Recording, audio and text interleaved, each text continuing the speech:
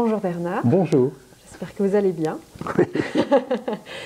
Bon, moi aujourd'hui je suis venue ici vraiment pour découvrir l'œuvre que vous avez présentée dans le catalogue vivant de la Villa Sauvage. J'ai été la voir, elle m'a très fort interpellée.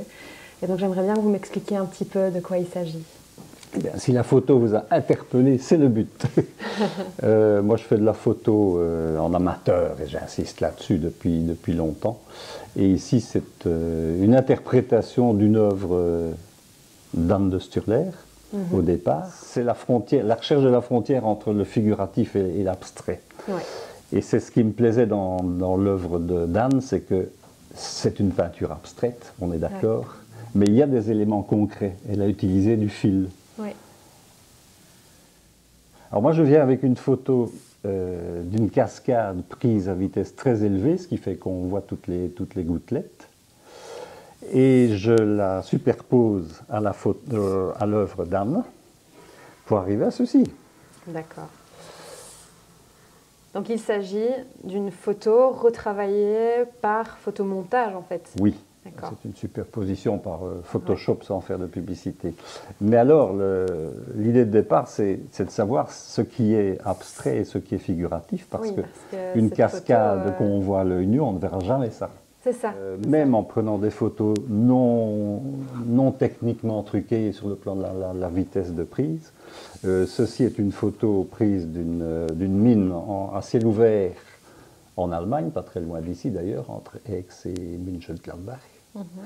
Mais on peut se poser cette question, est-ce une peinture abstraite? Ça ressemble à une peinture. Est-ce une peinture abstraite? Heureusement qu'il y a un peu d'herbe là pour bien dire que ce n'est pas une peinture, mais c'est quand même assez impressionnant. Ouais. Ou des plumes d'oiseaux. Ah oui. Ouais. Là, on est dans le détail. Une fois qu'on est dans le gros plan, là aussi, on est à la frontière entre le figuratif et l'abstrait.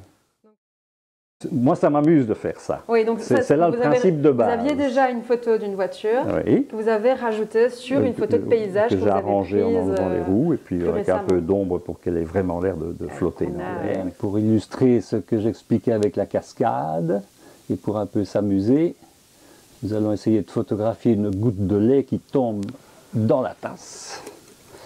Et comment est-ce qu'on va faire ça? Comment on va faire ça? Eh bien, on va régler l'appareil photo en rafale très rapide, qui va prendre, je ne sais pas moi, 8 ou 10 images à la seconde. On va prendre une pipette avec du lait. Pour augmenter nos chances, on va faire plusieurs gouttes à la fois. Parce que si on ne fait qu'une goutte, il faut vraiment beaucoup de chance pour l'avoir. C'est parti. Là. Regardez celle-là, si tu veux, en gros. Oui, d'accord. C'est superbe. Mais on va aller... Je vais aller à l'ordinateur et vous montrer imprimé ce que ça a.